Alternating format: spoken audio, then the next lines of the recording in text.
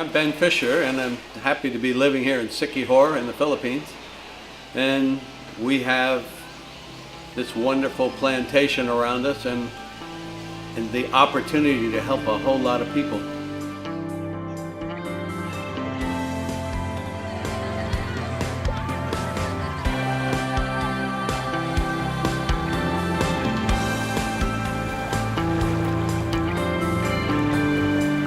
When I first came here in 2010, I pretty much knew this was a place that I'd like to live someday.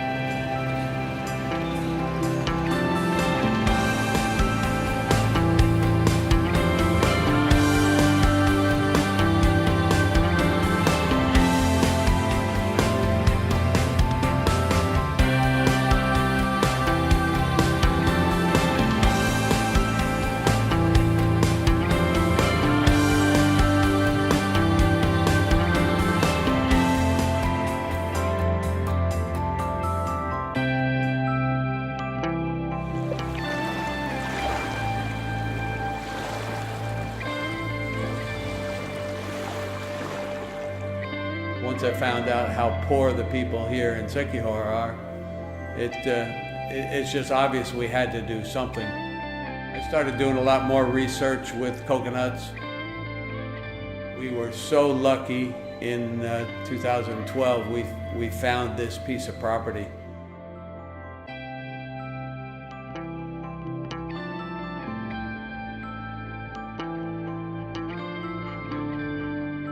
We designed the building. I actually made some drawings, and we started very slowly just clearing this land. That took a long time, and we had to have a road right to get into it. There was only little walking trails to get here, and of course to proceed we needed a driveway at least to get in. Then that was helped by the matriarch of the family, who lives right on the corner of the highway where we come in. She gathered her clan together and they made a nice straight road, well, almost straight road for us to get in here. That was so important at the time. Then we built a shed to hold things, and we built a little 12 by 12 two-story building.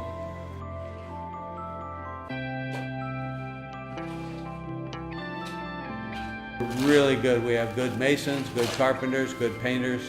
We were actually able to produce oil after about a year and a half.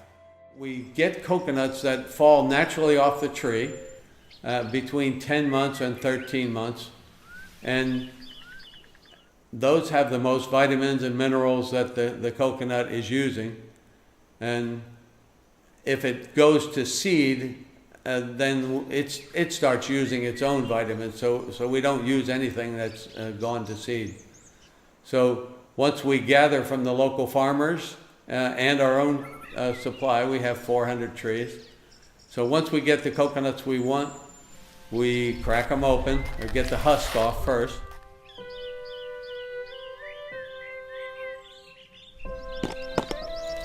We use the husk for the fire in the dryer.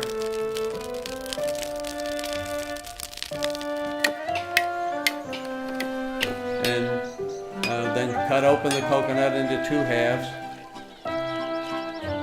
We have 2 graters working. It's the only thing electrical that we actually use right now.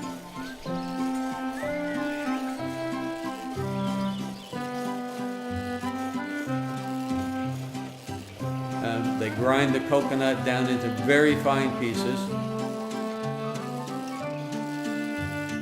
So we weigh everything very carefully, keep notes.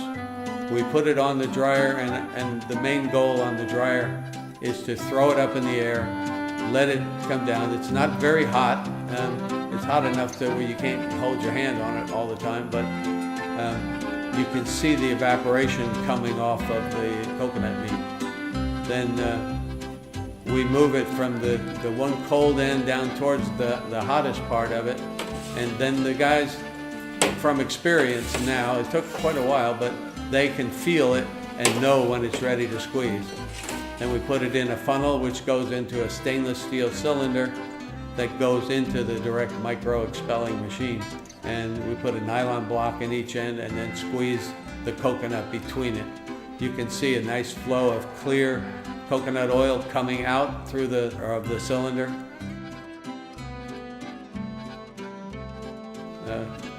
We filter it through a cheesecloth, and basically we're done.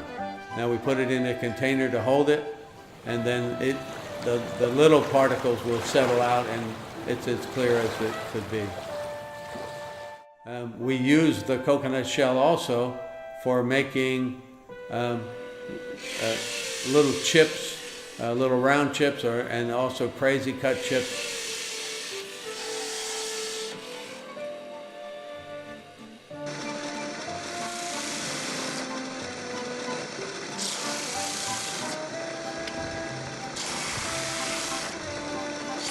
That we sew onto a bag that we make, a handbag, a purse. We make various sides, and we also make custom designs for curtains on the wall using these coconut chips. It takes quite a bit of tooling, but we were lucky because the lady who invented the system in Bohol was in need of some help, and when we helped her, she decided to train all of our people on everything that she knows. The best things we make right now is pure coconut oil soap. And they call it savon around here sometimes, using the French word. But it's made quite simply with lye, or sodium hydroxide. They call it caustic over here. Then we have to let it sit for up to 6 weeks so that there is no effects from the lye on people's skin, but it gives a really, really nice lather and a nice feel on your skin after you use it. There's no perfumes, no other scent or anything like that. It's just the pure coconut oil. Start with the local environment, and we just acquired the rights to sell our oil and our soap at the biggest resort on Siquijor, Coconut Grove. And they really like our products, and the more we can learn, the better we can serve our people. But we know we make a really good product. It's as pure as could be. So if you make it pure right in the beginning, it stays pure. It's so pure it'll actually burn in a diesel engine. So we like our product. I use it, my wife uses it. That's one of the reasons we're doing the documentary, let people know the fact that we are making the most pure oil we can, no cheating. Now we have workers now, over 40 workers. One of the things I noticed, nobody had any transportation when we first got here. Now, some of our workers have actually bought their own motorcycles on time because they have a full-time job. However, the interest that they charge and everything is not the best thing. So we've actually purchased some used motorcycles for our guys, and instead of paying interest, they just pay us back out of their salary with no interest at all. We also have some others who, again, have taken loans from us, and our manager, Naning, she's building a house. Quite a few other people have already built small houses for themselves and or improved their own house. I guess one of the other things that they like working for us for is we feed them in the morning. If they're here by breakfast time, they can have breakfast. If not, we have a break at 9 o'clock where we give them a snack, lunch between 11 and 12, and time for a siesta. They like to take a nap and then get back to work again. Before they go home in the afternoon, we feed them another snack. Some people stay here overnight, so they'll eat dinner with us.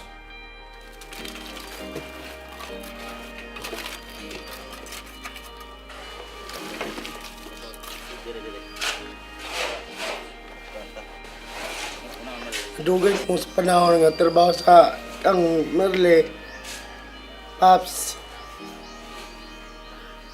Murag-arugan kayong pamutang na namin sa kamot ni Merle. Dagang salamat kinme. Di miming nanig, di wala pa mo sa among kinabuhi. Di ko makapatugod og balay bisa gamay para namo. wala kabutangan sa among pagpasalamat yun nina. Paps, dagang salamat.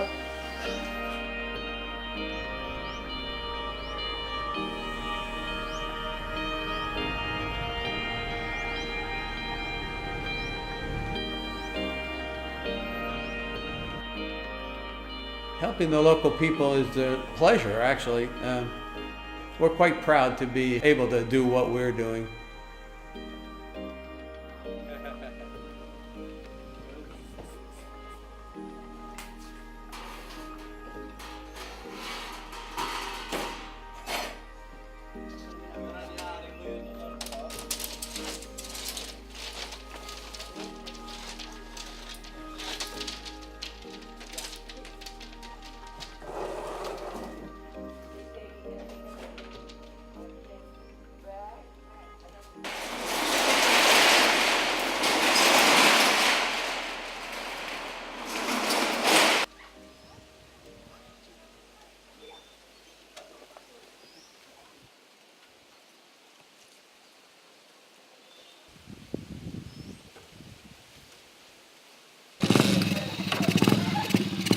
That's the right noise.